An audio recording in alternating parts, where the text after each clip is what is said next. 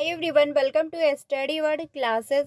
सो friends, आज हम लोग हिंदी पैडागोजी के क्वेश्चन डिस्कस करेंगे और ये जो है काफ़ी इंपॉर्टेंट क्वेश्चन होंगे क्योंकि ये लैंग्वेज 2 है और पेपर 1 के क्वेश्चन होंगे। तो चलिए फिर आज की क्लास को कंटिन्यू करते हैं। ये क्लास आपको डेली 3 बजे मिलती है जहाँ पर हम लोग पेपर 1 एंड पेपर 2 दोनों की तैयारी कर रहे हैं। प्लेलिस्ट बनाई हुई है, सारी क्लासेस आपको मिल जाएंगी, तो आप लोग जा करके ज्वाइन कर सकते हैं। जो आपको 5 बजे क्लास मिलती है उसमें हम लोग पेपर 2 के लिए सोशल साइंस डिस्कस कर रहे हैं, तो वो भी क्लासेस आप लोग ज्वाइन कर सकते हैं। तो चलिए फिर स्टार्ट करते हैं। आज का पहला क्वेश्चन है जिसमें कहा गया है कि लक्ष्य भाषा के आरंभिक अधिगमकर्ता को किसके जो है अधिक अवसर मिलने चाहिए जिससे कि वह जो है वाक्य विन्यासगत प्रतिरूपों, लय, स्वर, शैली आदि के प्रति समझ बना सके।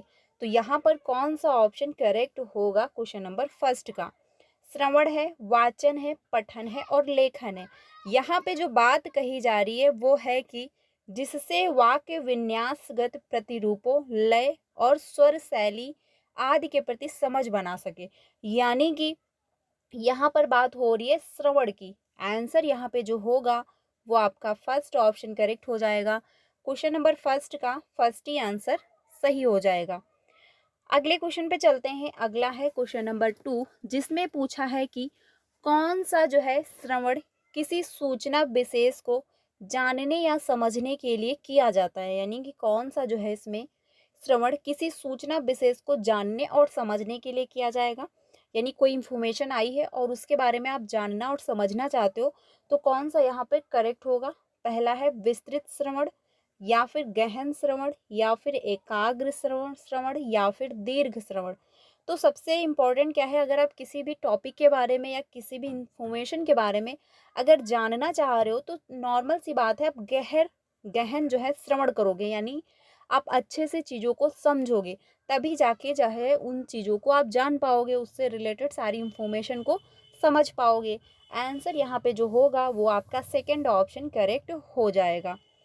अगले क्वेश्चन पे चलते हैं। अगला है क्वेश्चन नंबर थर्ड जिसमें कहा है कि किस प्रकार के लेखन में विद्यार्थी को लेखन के एक जो है पहलू पर अभ्यास के अनेक अवसर दिए जाते हैं जबकि दूसरा पहलू निर्धारित करता है। यानी यहाँ पे बात ये हो रही है कि लेखन के एक पहलू पर अभ्यास के अनेक अवसर दिए जा रहे हैं और दूसरा जो पहलू है वो क्या निर्धारित करता है? मुक्त है, निर्देशित है, नियंत्रित है या फिर जो है रचना संयोजन है। तो यहाँ पर जो आंसर होगा दूसरा पहलू क्या है? नियंत्रित करता है। ठीक है, यानी लेखन में विद्यार्थी को लेखन का एक पहलू जो होता है वो अभ्यास के अनेक अवसर प्रदान कर रहा होता है और दूसरा जो होता है वो नियंत्रित जो है निर्धारित करता है। आंसर यहाँ पे जो होगा वो थर्ड ऑप्शन आपका करेक्ट हो जाएगा। अगले क्वेश्चन पे चलते हैं। अगला है क्वेश्चन नंबर 4। ठीक है, क्वेश्चन नंबर 4 में कहा है 5 बजे जो आपको क्लास मिलती है उसमें हिस्ट्री पूरी कंप्लीट हो गई है। ज्योग्राफी हम लोग डिस्कस कर रहे हैं जिसके चैप्टर 2 हो चुके हैं। प्लेलिस्ट बनाई हुई है, सारी क्लासेस मिल जाएंगी, जा कर के ज्वाइन कर लीजिएगा। PYQ की भी आपको क्लासेस मिल रही हैं, उसकी भी प्लेलिस्ट अलग से बनी हुई है, सारी क्लासेस आपको मिल जाएंगी। ठीक है, 4 क्वेश्चन है कि किस जो है उपागम के एक महत्वपूर्ण विशेषता है कि जिसमें शिक्षार्थी सामूहिक रूप से या तो दो दो के जोड़ों में या जो है समूह में एक साथ मिलाकर समस्या समाधान करते हैं। तो किसमें जो है आंसर सही होगा? यानी जो विद्यार्थी होते हैं यानी शिक्षार्थी जो होते हैं वो दो दो के समूह बनाते हैं और फिर जो है इसको मिलाकर के प्रॉब्लम सॉल्व कर रहे होते हैं। तो पहला है व्यवहारवादी उपागम होगा, या फिर संरचनात्मक उपागम होगा, या फिर श्रव्य भाषिक उपागम हो जाएगा, या फिर समग्र भाषा उपागम होगा। क्वेश्चन नंबर जो 4 है यहाँ पे आंसर करेक्ट होगा 4, यानी कि समग्र भाषा उपागम हो जाएगा। ठीक है, आंसर यहाँ पे जो होगा वो आपका 4 ऑप्शन करेक्ट हो जाएगा। व्यवहारवादी उपागम नहीं होगा। संरचनात्मक उपागम यानी कुछ आप क्रिएट नहीं कर रहे हो, कुछ आप बना नहीं रहे हो, तो यहाँ पे जो आंसर होने वाला है वो समग्र भाषा उपागम हो जाएगा। अगले क्वेश्चन पे चलते हैं। अगला है 5th जिसमें पूछा है विद्यार्थी को विषय वस्तु याद कराने के लिए किसकी मदद ली जाती है। यानी जो विद्यार्थी हैं उनको अगर विषय वस्तु आपको याद करवानी है तो किसकी मदद ली जाती है? पहला है अनुरूपण की, या फिर एक्स्ट्रापोलेशन की। तो एक्स्ट्रापोलेशन यहाँ पे नहीं होगा। वार्तालाप की या फिर ड्रिल की। तो बात यहाँ पर हुई है याद कराने की, तो याद करवाना आपको है तो आंसर होगा ड्रिल, यानी आप प्रैक्टिस करवाओगे। अब प्रैक्टिस में कुछ लोग कहेंगे निगेटिव वर्ड है, लेकिन निगेटिव वर्ड नहीं है। जैसे कि अब मैथ है, अब मैथ में आप सॉल्व करते हो तो एक से दो बार प्रैक्टिस करते हो, जिससे क्या होता है, जो जहाँ पर मिसअंडरस्टैंडिंग होती है वो क्लियर होती है, जहाँ पर भी डाउट हो रहा है, जहाँ पर भी दिक्कतें आ रही हैं, एरर हो रहे हैं, वो जो है क्लियर हो रहे होते हैं। तो आंसर यहाँ पे जो होगा वो 4 ऑप्शन करेक्ट हो जाएगा। अगले क्वेश्चन पे चलते हैं। अगला क्वेश्चन है 6, किसके अंतर्गत विद्यार्थियों को व्याकरण के नियम निर्धारित रूप से दिए जाते हैं और जो है समझाए जाते हैं। यानी इसमें पूछा है किसके अंतर्गत जो व्याकरण है, व्याकरण के जो नियम है वो निर्धारित रूप से बताए जा रहे होते हैं और विद्यार्थियों को समझाए भी जाते हैं। क्वेश्चन नंबर 6 में तो पहला है रचनावादी कक्षा परिवेश। तो रचनावादी कक्षा में क्या होता है, बच्चा एक्टिविटी कर रहा होता है और साथ में टीचर भी एक्टिविटी में इन्वॉल्व हो रहे होते हैं और जो है कुछ नया बना रहे होते हैं या फिर कुछ नया क्रिएट कर रहे होते हैं। प्रत्यक्ष विधि में क्या होता है कि डायरेक्ट, यानी बच्चा जो है ये ऊंची क्लासेस में होता है। प्रत्यक्ष विधि में क्या होता है, हम सेकेंड लैंग्वेज को डायरेक्ट सीख रहे होते हैं बिना किसी मदर टंग का प्रयोग किए हुए। श्रव्य भाषिक जो है विधि नहीं होगा। आंसर यहाँ पे होगा व्याकरण अनुवाद विधि, क्योंकि यहाँ पे बात हुई है व्याकरण के नियमों को। ठीक है, तो आंसर यहाँ पे जो होगा वो आपका फोर ऑप्शन जो है वो करेक्ट हो जाएगा क्वेश्चन नंबर 6 का।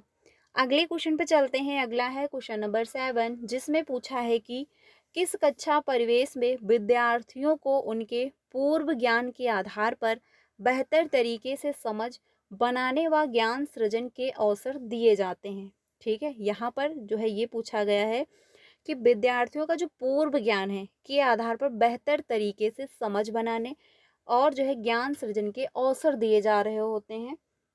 तो पहला है प्रत्यक्ष विधि, या फिर श्रव्य भाषिक विधि, या फिर रचनावाद विधि, या फिर व्याकरण अनुवाद विधि होगा।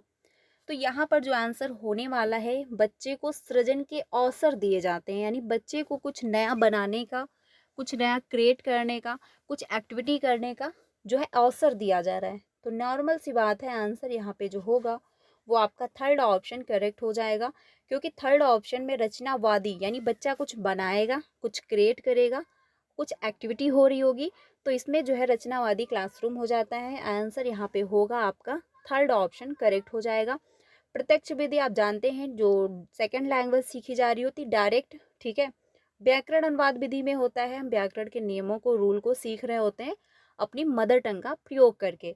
लेकिन रचनावादी जो होती है क्लासरूम, इसमें जो पूर्व ज्ञान है, ठीक है, उसको बेहतर तरीके से समझ बनाने और जो है ज्ञान सृजन करने के अवसर मिल रहे होते हैं। आंसर यहाँ पे थर्ड ऑप्शन आपका करेक्ट हो जाएगा। अगले क्वेश्चन पे चलते हैं। अगला है क्वेश्चन नंबर 6, जिसमें पूछा है कि कौन सा तरीका तथ्यों से कहीं आगे जाकर अनुमान लगाने का तरीका है, यानी कि जो तथ्य हैं उससे आगे जाकर के अनुमान लगाने का तरीका है। तो यहाँ पे कौन सा आंसर जो है वो करेक्ट हो जाएगा क्वेश्चन नंबर 8 का। तो पहला है निष्कर्ष निकालना, या फिर विश्लेषण, या फिर एक्स्ट्रापोलेशन, या फिर व्याख्या। तो बात यहाँ पर जो हुई है क्वेश्चन नंबर 8 में कि जो है बच्चा जितना जानता है तथ्यों से कहीं आगे जाकर अनुमान लगाना है, यानी कि जो उसको आता है उससे भी आगे। तो आंसर यहाँ पे होगा एक्स्ट्रापोलेशन। ठीक है, यानी कि जितना उसको आता है उससे भी आगे अनुमान लगाना है, उसको एक्स्ट्रा जो है उसमें ऐड करके बताना है। तो आंसर जो होगा वो यहाँ पर थर्ड ऑप्शन करेक्ट हो जाएगा क्वेश्चन नंबर 8 का। ठीक है, आंसर यहाँ पे थर्ड ऑप्शन होगा। निष्कर्ष निकालना ये आपका नहीं होगा, व्याख्या करना ये भी नहीं होगा। आंसर यहाँ पे थर्ड ऑप्शन ही करेक्ट हो जाएगा। अगले क्वेश्चन पे चलते हैं। अगला है क्वेश्चन नंबर 9, जिसमें पूछा है कि समग्र विकास से तात्पर्य है, यानी समग्र जो विकास है उससे तात्पर्य क्या है।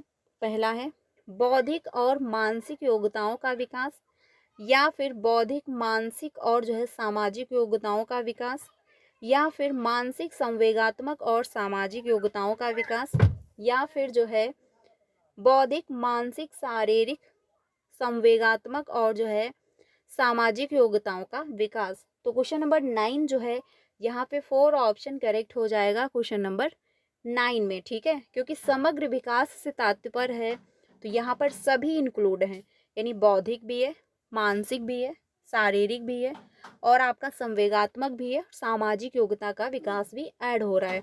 तो यहाँ पर आंसर जो होगा वो 4 ऑप्शन करेक्ट हो जाएगा क्वेश्चन नंबर 9 का। अगले क्वेश्चन पे चलते हैं। अगला है क्वेश्चन नंबर 10, जिसमें पूछा है कि वे कथन क्या कहलाते हैं जिसके माध्यम से यह बताया जाता है कि विद्यार्थियों को किस प्रकार का ज्ञान, कौशल और जो है दृष्टिकोण कक्षा या पाठ्यक्रम के अंत तक हासिल कर लेना चाहिए। क्वेश्चन नंबर 10 में पूछा गया है। तो पहला है साहित्यिक प्रतिफल, संख्यात्मक प्रतिफल या फिर अधिगम प्रतिफल यानी सीखने के प्रतिफल या फिर शिक्षण प्रतिफल। तो बात यहाँ पर विद्यार्थी के बारे में हो रही है, को किस प्रकार का ज्ञान, कौशल और दृष्टिकोण कक्षा या पाठ्यक्रम के अंत तक हासिल कर लेना चाहिए। तो यहाँ पे जो आंसर होगा वो अधिगम प्रतिफल होगा, यानी कि सीखने को लेकर के हो जाएगा। ठीक है, आंसर यहाँ पे होगा थर्ड ऑप्शन करेक्ट हो जाएगा क्वेश्चन नंबर 10 का।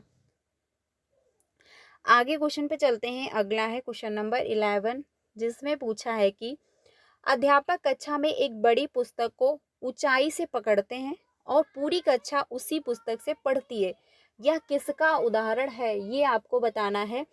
तो आंसर यहाँ पे कौन सा करेक्ट होगा क्वेश्चन नंबर 11 का। तो शाश्वत पठन होगा, मौन पठन होगा, गहन पठन होगा या साझा पठन हो जाएगा क्वेश्चन नंबर 11 का। तो यहाँ पर जो आंसर होगा वो आपका साझा पठन होगा। रीज़न ये है कि टीचर इंक्लूड है, टीचर के साथ साथ बच्चा भी इंक्लूड है, यानी टीचर ने क्या किया है, ऊंचाई से पुस्तक को पकड़ रखा है और उसी पुस्तक से क्या हो रहा है, कक्षा जो है पूरी कक्षा उसी पुस्तक से पढ़ भी रही है, यानी कि जो पढ़ाई हो रही है, जो लर्निंग हो रही है उसमें साझा किया जा रहा है, यानी साझा पठन जो है हो जाएगा क्वेश्चन नंबर 4 का जो है 11 का 4 ऑप्शन आपका करेक्ट होगा। शाश्वत पठन तब होता जब टीचर पढ़ता और पीछे से बच्चे उसको रिपीट कर रहे होते, या फिर बच्चा ही पढ़ रहा होता खड़े होकर और बाकी बच्चे उसको रिपीट कर रहे होते। मौन पठन हो जाता जब बच्चे खुद में ही पढ़ रहे होते। गहन पठन होता जब बारीकी से हर चीज़ को पढ़ी जा रही होती। बट यहाँ पर साझा हो रहा है तो आंसर 4 ऑप्शन करेक्ट हो जाएगा। अगले क्वेश्चन पे चलते हैं। अगला है क्वेश्चन नंबर 12, इसमें आंसर होगा किसके द्वारा विद्यालय तैयारी के 3 माह खेल आधारित मॉड्यूल के विकास की अनुशंसा की गई है। ठीक है, 12 में ये पूछा गया है। तो पहला है राष्ट्रीय पाठ्यचर्या रूपरेखा 2005, राष्ट्रीय शिक्षा नीति 2020 या फिर राष्ट्रीय शैक्षिक अनुसंधान एवं प्रशिक्षण परिषद नई दिल्ली या फिर राष्ट्रीय पाठ्यचर्या रूपरेखा जो है 2000 यानी 2000। तो यहाँ पर 12 का कौन सा आंसर करेक्ट होगा, यहाँ पे जो आंसर होगा वो आपका जो है 12 ऑप्शन हो जाए, सॉरी 2 ऑप्शन हो जाएगा, राष्ट्रीय शिक्षा नीति 2020 होगा, क्योंकि 3 माह लेख आधारित जो मॉड्यूल जारी किया गया है वो आपका राष्ट्रीय शिक्षा 2020 के तहत है, यानी इनिपी के द्वारा। तो आंसर यहाँ पे जो होगा वो आपका सेकंड ऑप्शन ही करेक्ट हो जाएगा। अगले क्वेश्चन पे चलते हैं। अगला है क्वेश्चन नंबर 13, जिसमें पूछा है कि कौन सी भाषा को अध्यापक की सहायता से औपचारिक स्थितियों में सीखा जा सकता है, यानी टीचर की आपको हेल्प मिल रही होती है और उसके द्वारा औपचारिक यानी स्कूल की जो लैंग्वेज होती है, यानी स्कूल में जो सिखाई जा रही होती है हमको, उसकी यहाँ पर बात हुई है। तो पहला है प्रथम भाषा, द्वितीय भाषा, घर की भाषा या फिर मातृभाषा। यहाँ पर आंसर जो होगा वो 2 ऑप्शन आपका करेक्ट होगा, सेकेंड लैंग्वेज, यानी द्वितीय भाषा जो होती है वो हम विद्यालय के द्वारा ही सीख रहे होते हैं और जो है वो औपचारिक तरीके से सीखी जाती है। अब ये तो नहीं होगा सेकेंड लैंग्वेज सीखने के लिए आपको हर टाइम जो है विद्यालय में ही बैठे रहे, तो ऐसा तो पॉसिबल नहीं है। उसका एक टाइम टेबल होता है कि हाँ इतने बजे से आपका स्कूल ओपन होगा और इतने बजे जो है क्लोज कर दिया जाएगा। तो सेकेंड लैंग्वेज जो होती है हम औपचारिक रूप से सीख रहे होते हैं। ठीक है, तो आंसर यहाँ पे जो होगा वो आपका सेकंड ऑप्शन होगा। घर की भाषा, मातृभाषा एक ही है, यानी जो आपके घर में लैंग्वेज बोली जा रही है वो आपकी मदर टंग या फिर घर की लैंग्वेज हो जाती है। अगले क्वेश्चन पे चलते हैं। अगला है क्वेश्चन जिसमें पूछा है कि श्रीमती शांति कक्षा में जो है कहानी सुना रही है, बच्चे चुपचाप सुन रहे हैं। कहानी सुनाने के बाद वह बच्चों से प्रश्न पूछती है, कुछ बच्चे सही उत्तर दे रहे हैं, कुछ गलत उत्तर देते हैं और कुछ बच्चे चुप रहते हैं। ठीक है, गलत उत्तर देने वाले या चुप रहने वाले बच्चों के संदर्भ में कौन सा उत्तर सही नहीं है, ये बताना है यहाँ पर। तो आंसर कौन सा होगा? पहला है, उन्होंने कहानी बिना समझ के सुना दी, ऐसा नहीं होगा। उन्होंने कहानी एकाग्रचित होकर जो है सुनी, तो एकाग्रचित होकर सुनी तो मिस्टेक क्यों हुई? वे वास्तविक श्रवण के स्थान पर केवल सुन रहे थे, यानी सिर्फ ऐसे ही नॉर्मली सुन रहे थे, ध्यान नहीं दे रहे थे। वे एकाग्रचित होकर समझ के साथ सुन रहे थे, क्योंकि गलत उत्तर देने वाले या चुप रहने वाले बच्चों के संदर्भ में कौन सा सही नहीं है, ये ऑप्शन आपका सही नहीं होगा। क्योंकि अगर वो एकाग्रचित होकर समझ कर सुन रहे होते तो मिस्टेक नहीं होती, गलतियां नहीं होती। यही आंसर होगा, क्योंकि नेगेटिव का हमको नेगेटिव ही आंसर देना होगा, इसलिए यहाँ पर जो होगा वो आपका 4 ऑप्शन करेक्ट हो जाएगा। अगले क्वेश्चन पे चलते हैं। अगला है 15, पठन का कार्य तब पूरा माना जाएगा जब हम डैश डैश। तो पहला है, साधारणतया अक्षरों की ध्वनियों को डिकोड करते हैं, या फिर मुद्रित शब्दों का सही तरीके से उच्चारण कर रहे हों, या फिर बोधगम्यता के साथ पठन जो है पठ्य सामग्री पढ़ते हो। तो आंसर यहाँ पे होगा आपका थर्ड ऑप्शन ही, क्योंकि पठन का कार्य तभी पूरा माना जाएगा जब बोधगम्यता के साथ पठ्य सामग्री पढ़ रहे होंगे हम। तो आंसर यहाँ पे जो होगा वो आपका थर्ड ऑप्शन ही करेक्ट हो जाएगा क्वेश्चन नंबर 15 का। ठीक है, सो फ्रेंड्स आज के लिए इतना ही रखती हूँ, क्योंकि 15 ही क्वेश्चन थे, क्योंकि 15 ही क्वेश्चन पूछे भी जाते हैं आपके हिंदी लैंग्वेज में। बाकी 15 का पैसेज होता है, वो भी हम लोग बहुत जल्दी डिस्कस करेंगे, क्योंकि पैसेज को कैसे सॉल्व करेंगे, कैसे हम 15 और 50 ला सकते हैं, ये हम लोग डिस्कस करने वाले हैं। बहुत जल्द आपको क्लास मिलेगी, उसको ज्वाइन करिएगा, क्योंकि जो ट्रिक मैंने फॉलो किया था एग्ज़ाम के दौरान और मेरे 15 और 15 आए हुए थे, वही मैं ट्रिक आप लोगों के साथ भी शेयर करूँगी और सच में आपको बहुत बेनिफिट भी मिलेगा। तो वो क्लास भी ज्वाइन कर लीजिएगा। आज के लिए इतना ही रखती हूँ। क्लास कैसी लगी कमेंट में ज़रूर बताइएगा। 15 आपके कितने सही हुए वो कमेंट में बताइएगा। बाकी क्लास अच्छी लगी हो तो प्लीज़ लाइक कर दीजिएगा और अपने सारे फ्रेंड को शेयर भी करिएगा। मिलते हैं नेक्स्ट वीडियो में। Thank you.